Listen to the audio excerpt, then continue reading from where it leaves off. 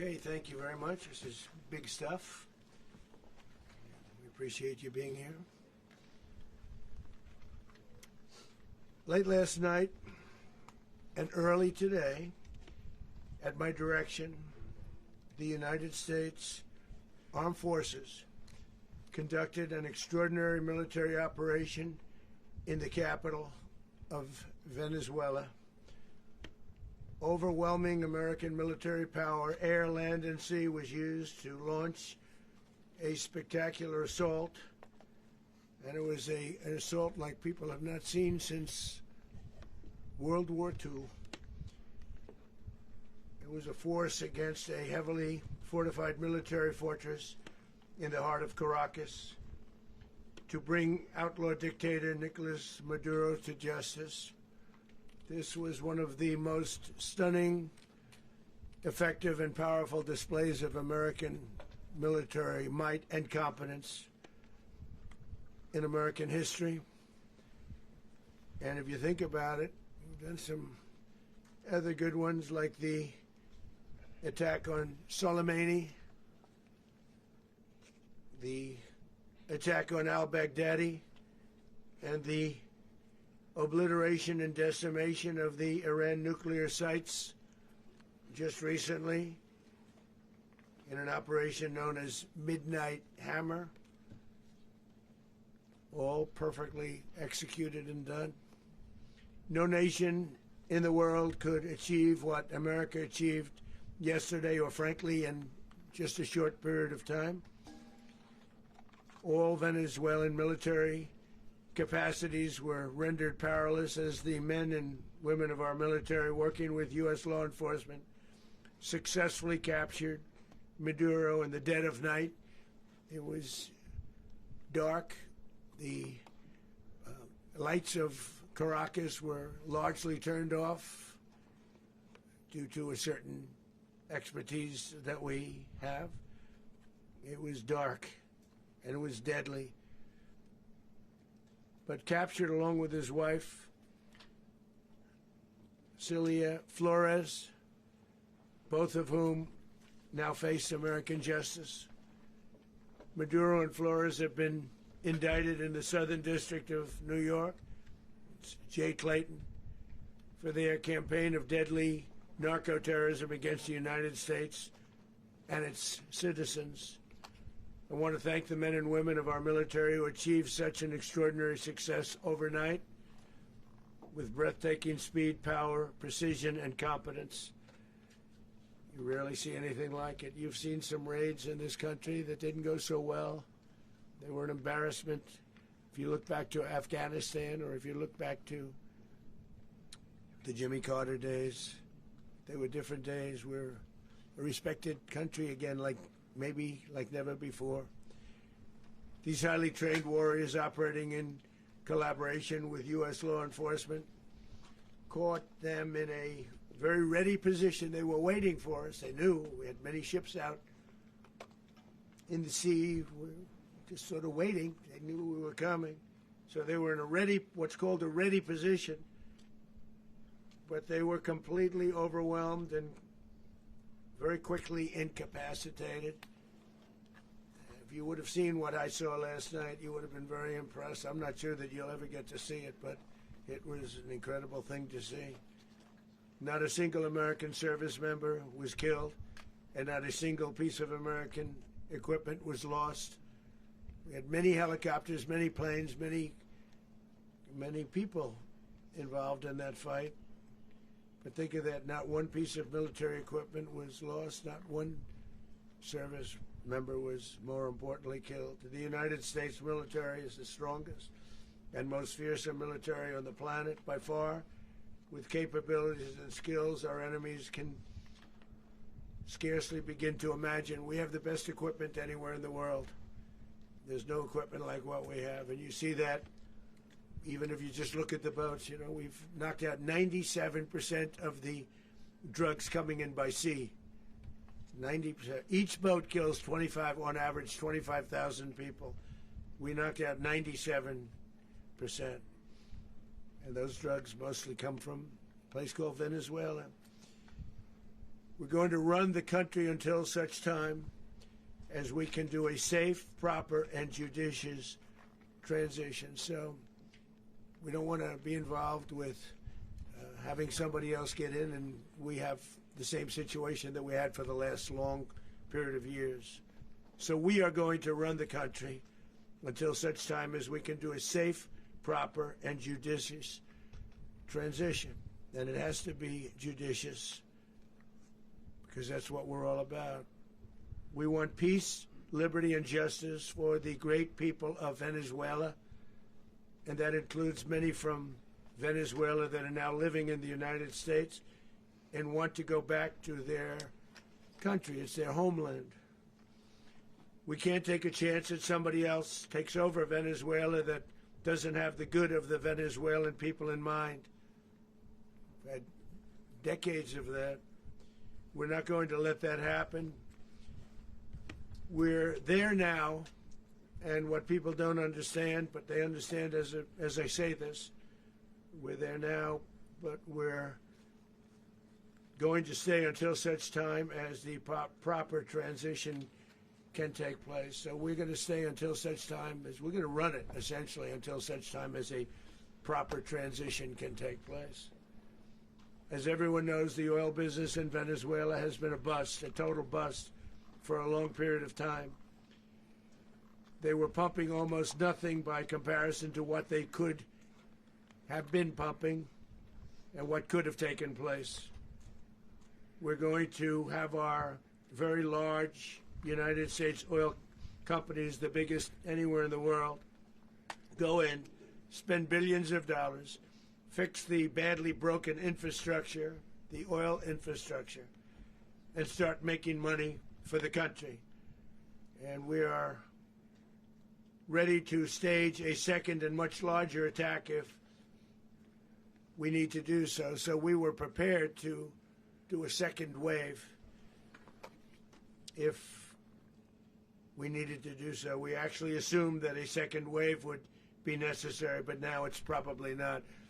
The first wave, if you'd like to call it that, the first attack was so successful, we probably don't have to do a second, but we're prepared to do a second wave, a much bigger wave, actually. This was pinpoint, but we have a much bigger wave that probably won't have to do. This partnership of Venezuela with the United States of America, a country that everybody wants to be involved with because of what we were able to do and accomplish, will make the people of Venezuela rich, independent, and safe. And it will also make the many, many people from Venezuela that are living in the United States extremely happy. They suffered. They suffered. So much was taken from them. They're not going to suffer anymore. The illegitimate dictator Maduro was the kingpin of a vast criminal network responsible for trafficking colossal amounts of deadly and illicit drugs into the United States. As alleged in the indictment, he personally oversaw the vicious cartel known as Cartel de las Solas, which flooded our nation with lethal poison, responsible for the deaths of countless Americans, many, many Americans. Hundreds of thousands over the years of Americans died because of him. Maduro and his wife will soon face the full might of American justice and stand trial on American soil. Right now they're on a ship. They'll be heading to, ultimately, New York, and then a decision will be made, I assume, between New York and Miami or Florida. But we have people where the overwhelming evidence of their crimes will be presented in a court of law. And I've seen it. I've seen what we have. It's both horrible and breathtaking that something like this could have been allowed to take place. For many years after his term as president of Venezuela expired, Maduro remained in power and waged a ceaseless campaign of violence, terror, and subversion against the United States of America, threatening not only our people, but the stability of the entire region. And you all saw it. In addition to trafficking gigantic amounts of illegal drugs that inflicted untold suffering and human destruction all over the country, all over in particular the United States. Maduro sent savage and murderous gangs, including the bloodthirsty prison gang Tren de Aragua, to terrorize American communities nationwide, and he did indeed. They were in Colorado. They took over apartment complexes. They cut the fingers off people if they called police. They were brutal, but they're not so brutal now. And I just have to congratulate our military, Pete and everybody, and our National Guard, because the job that they've done, whether it's in Washington, D.C., where we have a totally safe city, where it was one of the most unsafe cities anywhere in the world, frankly, and now we have no crime in Washington, D.C. We haven't had a killing. We had the terrorist attack a few weeks ago. A little bit of a different kind of a threat, but we haven't had a killing in a long period of time, 6-7 months. We used to have two, on average, 2 a week in Washington, our capital. We don't have that anymore. The restaurants are opening. Everyone's happy. They're going, they're walking their daughters, they're walking their children, their wives, they walk to restaurants. Restaurants are opening all over Washington, D.C. So I want to thank the National Guard. I want to thank our military. And I want to thank law enforcement. It's been amazing. And they should do it with more cities. We're doing it, as you know, and we're doing it in Memphis, Tennessee right now, and crime is down. We've just sort of started a few weeks ago, but crime is down now 77%. And the governor of Louisiana called, great person, and he wanted us to help him, as you know, in a certain very nice part of Louisiana, and we have done that. It was a rough section, and we have crime down. I understand it's down to almost nothing already after 2.5 weeks. New Orleans, it's down to almost nothing, and we've only been there for 2.5 weeks. Can't imagine why governors wouldn't want us to help. We also helped, as you know, in Chicago. Then crime went down a little bit there. We did a very small help because we had no working ability with the governor. The governor was a disaster, and the mayor was a disaster. But it knocked down crime. But we're pulling out of there when they need us. We'll know. You'll know. You'll be writing about it. And likewise, Los Angeles, where we saved Los Angeles early on, where the head of the police department made a statement that if the federal government didn't come in, we would have lost Los Angeles. That's long after the fires. That's when they had the riots in Los Angeles. We did a great job. Got no credit for it whatsoever, but that's okay. It doesn't matter. We don't need the credit. But we'll be pulling out when they need us. They'll call, or we'll go back if we have to. We'll go back. But we did a great job in various cities. But the place that we're very proud of is Washington, D.C., because it's our nation's capital. We took it from being a crime-ridden mess to being one of the safest cities in the country. But the gangs that they sent raped, tortured, and murdered American women and children. They were in all of the cities I mentioned, Tren de Aragua. And they were sent by Maduro to terrorize our people, and now Maduro will never again be able to threaten an American citizen or anybody from Venezuela. There will no longer be threats. For years I've highlighted the stories of those innocent Americans whose lives were so heartlessly robbed by this Venezuelan terrorist organization. Really one of the worst. One of the worst, they say the worst. Americans like 12-year-old Jocelyn Nungari from Houston. Beautiful Jocelyn Nungari, what happened to her? They, as you know, they kidnapped, assaulted, and murdered by Tren de Aragua animals. They murdered Jocelyn and left her dead under the bridge. There was a bridge that will never be the same to so many people after seeing what happened.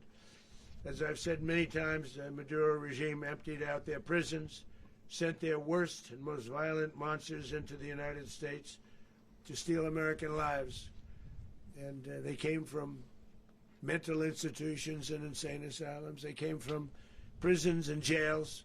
The reason I say both, they sound similar. Actually, prisons little bit more hostile, a little bit tougher. A mental institution isn't as tough as an insane asylum, but we got them both. They sent from their mental institutions, they sent from their jails, prisons. They were drug dealers, they were drug kingpins, they sent everybody bad into the United States. But no longer, and we have now a border where nobody gets through. In addition, Venezuela unilaterally seized and sold American oil, American assets, and American platforms, costing us billions and billions of dollars. They did this a while ago, but we never had a president that did anything about it. They took all of our property.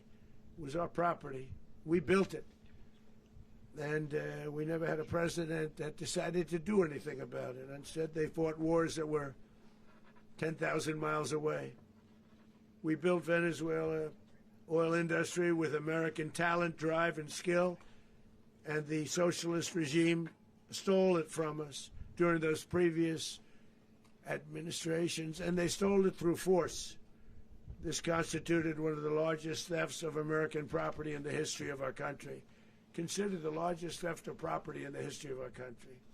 Massive oil infrastructure was taken like we were babies, and we didn't do anything about it.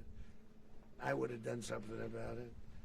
America will never allow foreign powers to rob our people or drive us back into and out of our own hemisphere. That's what they did.